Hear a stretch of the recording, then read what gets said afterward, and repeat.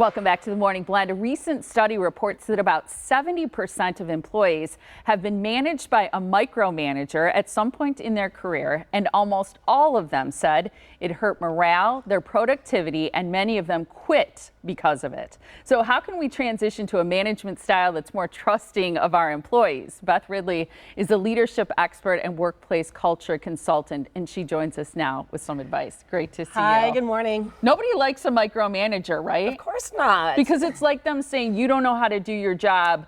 I'm going to tell you each little thing. Basically, yeah, it's taking away your autonomy, your sense of control over your work, and you feel a little judged also. So yeah, that's never a good feeling. Do you think, in your opinion, because you've worked in the corporate world for years, do micromanagers know that they're micromanagers? Or are they unaware of it? I don't think they would do it. I mean, honestly, micromanagers generally think that they're doing a really good job. They're really proud of the fact that they're very detail-oriented and probably coming from a sense of a little bit of a fear of loss of control and an attitude of like, you know, if you want something done right, you have to do it yourself.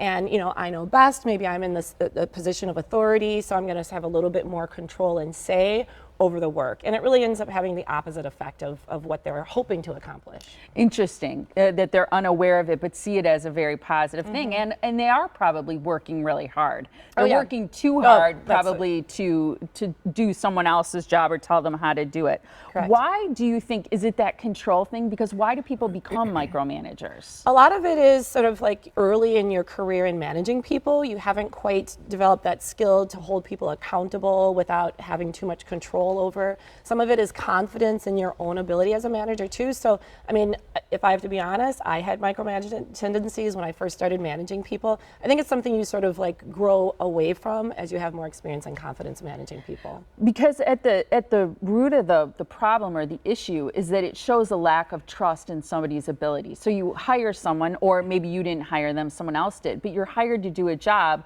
and if I micromanage you, it's like saying, I don't trust you to get the job done right. You don't trust them, or you think that your way is the best way. And I think we have to remember there are many ways of achieving the same outcome, right? And so you sort of have to be open to, there could be other great ways, even if they're not your way.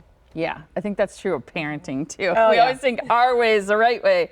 What's the impact that you see from micromanaging people? Well, definitely like low morale. You know, people feel judged. You take authority and ownership away from their work. They're sort of like showing up and like, you know, I'm just more of a taskmaster. But I think also long term, you impede growth and development of people, right? If they don't have a chance to sort of stretch, try new things, take some risks, and frankly make mistakes and learn from mistakes, how do you grow and develop in confidence in your own career? Yeah, it's so true. You know, there's that saying, people don't leave bad jobs, they leave bad bosses. Would you agree with that? Oh yes, I think so, definitely. Yeah, it really comes down to the human and interpersonal relationships that can make or break your career experience. Interesting. So how do we prevent micromanaging? Is it all on the micromanager to change? I think some, you know, two-way open communication is good, but I think, you know, that, you know, managers have to be a little bit more self-aware. And I think if you're sort of noticing tendencies of you're constantly asking for updates or checking in, you might be a micromanager. If you're constantly, you know, maybe sharing your own ideas and not being open or listening to other ideas, you might be a micromanager. So some of it is self-awareness. And I think, again, if you're the employee, gently maybe suggesting, you know, maybe could we have clarity on the outcome and, you know, have a definition of what the end result should be, but a little bit more openness to different ways of getting there.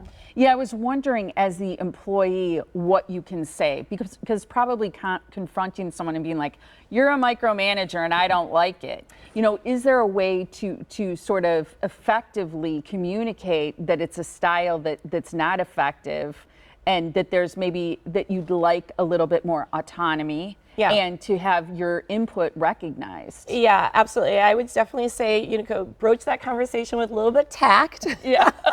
You don't want to be like too blunt. But like 3 things to focus on. Could we spend some time being clear on like what success looks like at the end of it, at the end of the project or the assignment? Could we put some guardrails in place, like when do you want to hear from me? When should I come to you for help? And when can I have autonomy to make my own decisions?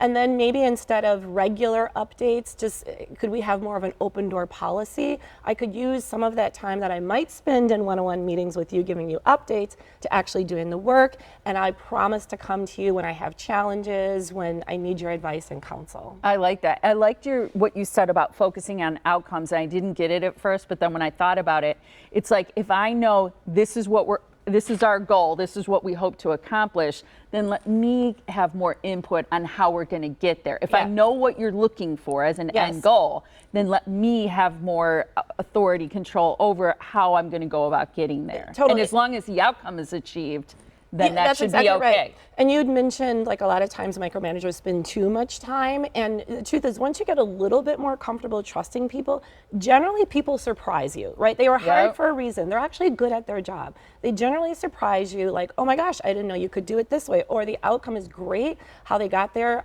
I wouldn't have come up with that. You open it for more innovation and creativity, and you gain time. Yes. Because you're not constantly like checking in and like overreaching. So once somebody gains that confidence of not being a micromanager, they really love it because they gain more time that they can redirect to better use of their time. Doing other things. I love it. Such a great topic. Thank you so much, Beth. To watch this segment again, or maybe you want to send it to a coworker or your boss, go to our website, themorningblend.com.